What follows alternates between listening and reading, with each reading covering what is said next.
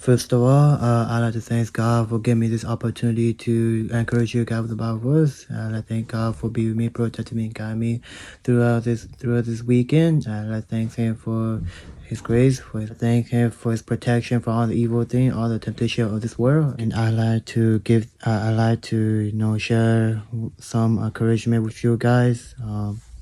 Let's turn to Galatians chapter 3, verse 10. Let's read. For all who rely on the works of the law are under a curse. As it is written, cursed is everyone who does not continue to do everything written in the book of the law. And in 13, it said, Christ redeemed us from the curse of the law by becoming a curse for us. For it is written, cursed is everyone who is hung on a pole. This Bible says that we right because of our very nature, because we can't do good because of sin that we have in us, right? The law was given through Moses because Israel, they are stubborn.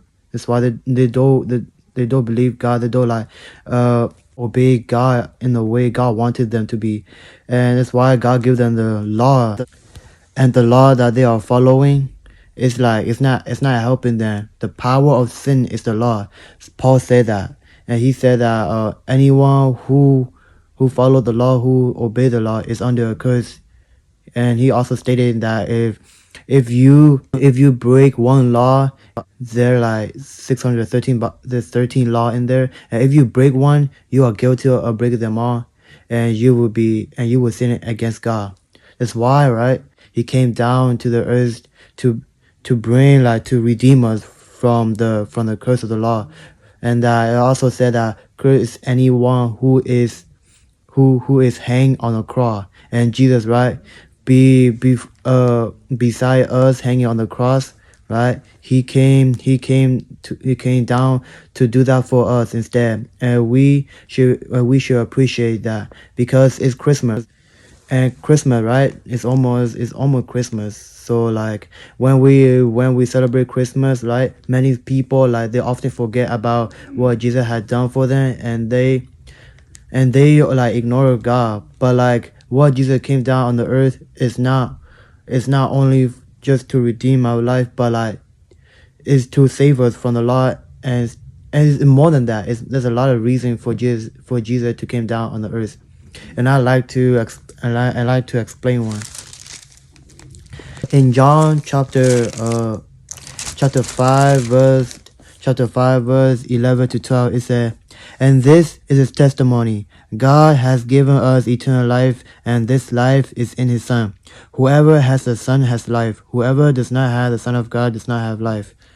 This is a few reasons why Jesus came down on the earth. And I think this is important, because first, like in the beginning, right, Adam and Eve, when they were created, they have eternal life.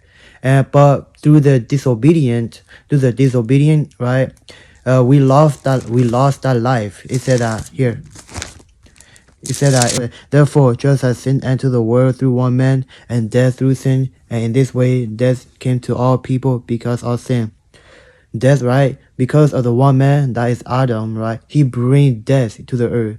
But if he did ate the knowledge of the good and evil fruit, then there will be no death.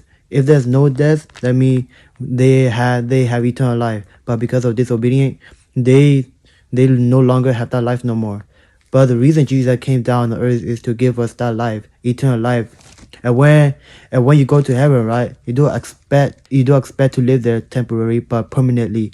That means forever. That's why when Jesus came down, right, when you believe in him, you have that eternal life, and and that also called born again. When you believe in Jesus Christ, when you believe that you were hanged on the cross with him, died with him, and buried with him, resurrected with him. If you believe those, then that means you are born again, you are saved, and you have that eternal life. This is all I want to share. So to God be the glory, and may God bless you all.